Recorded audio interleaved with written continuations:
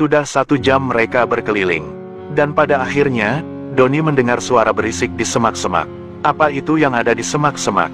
Doni pun mendekati asal gerakan dari suara itu. Ternyata, itu hanya seekor tupai. Hah, dasar tupai, bikin merinding saja. Cemas Doni. Mereka pun berjalan kembali, akan tetapi Doni malah merinding. Kenapa aku menjadi merinding ya? Doni berkata dalam hati. Kenapa kamu Doni? Kok jadi pucat? Tanya Lita. Doni hanya melanjutkan perjalanan tanpa sepatah kata pun. Semakin merinding saja nih, apa ada setan yang ikut ya? Tanya Doni pada diri sendiri. Ardi menanyakan apa yang terjadi pada Doni. Doni menjawab, aku dari tadi merinding di.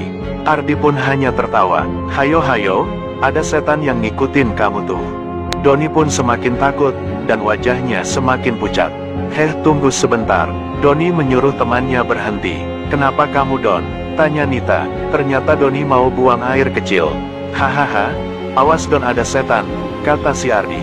Doni berlari ke arah pohon besar yang menyeramkan. Setelah Doni selesai, Doni melihat hantu tanpa kepala sedang di atas pohon. Sontak ia pun menjerit dan berlari sangat cepat.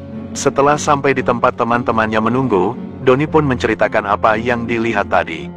Hah, yang benar kamu Don? Kaget Lita mendengar semua cerita Doni. Wah, parah, hutan ini diam-diam punya penunggu.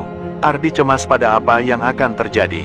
Semuanya berjalan dengan membaca doa, karena takut hantunya nanti datang lagi. Tiba-tiba Ardi melihat ada yang terbang dari pohon ke pohon yang lain. Ya Tuhan, selamatkanlah hamba-Mu ini. Ardi semakin takut dan memejamkan mata. Setelah Ardi membuka mata, ternyata Ardi terpisah oleh 3 temannya. Ardi berjalan terus dengan wajah yang pucat.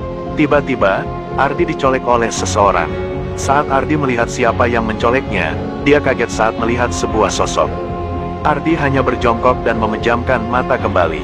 Ternyata yang dilihat Ardi adalah Doni. Doni menertawakan Ardi yang sangat ketakutan. Mereka melanjutkan perjalanan hingga jam 9 malam, tapi tidak kunjung ketemu jalan keluar hutan. Saat Nita bercakap-cakap dengan Lita, Nita mulai pusing dan tiba-tiba terjatuh. Doni mencoba menyadarkan Nita, karena kondisi Nita memprihatinkan. Doni, Lita dan Ardi berhenti sejenak sampai Nita terbangun. Sudah jam 1 jam mereka menunggu, dan akhirnya Nita pun tersadar. Ardi dan kawan-kawan cemas akan keadaan Nita, tapi Nita bilang sudah tidak apa.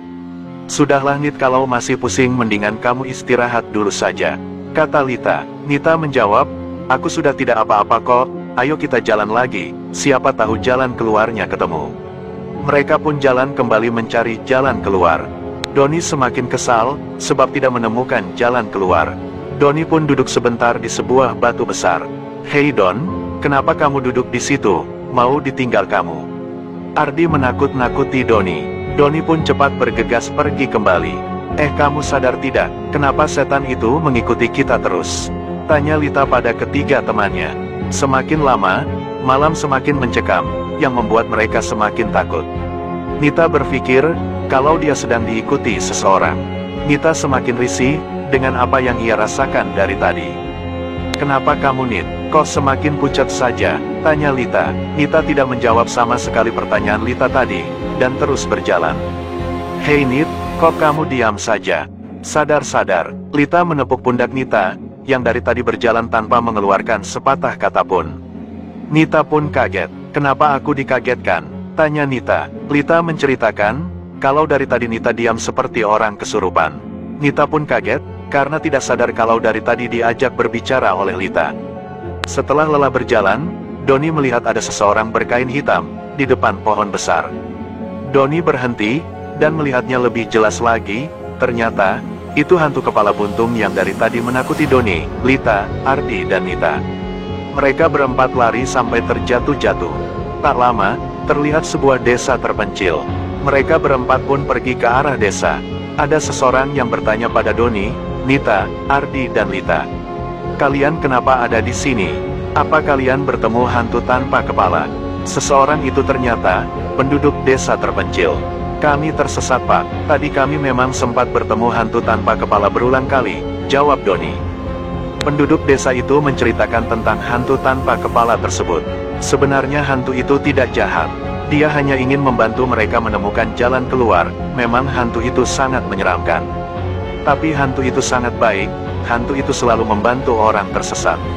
Bila yang mau ditolong melarikan diri, hantu itu akan selalu mengikuti sampai tiba di desa ini. Penduduk itu menceritakan semua apa yang terjadi, dan 4 sekawan pun menginap di desa itu. Saat pagi, mereka diantar ke jalan keluar hutan tersebut, dan mereka melanjutkan perjalanan untuk berlibur ke desa Bandulan kembali.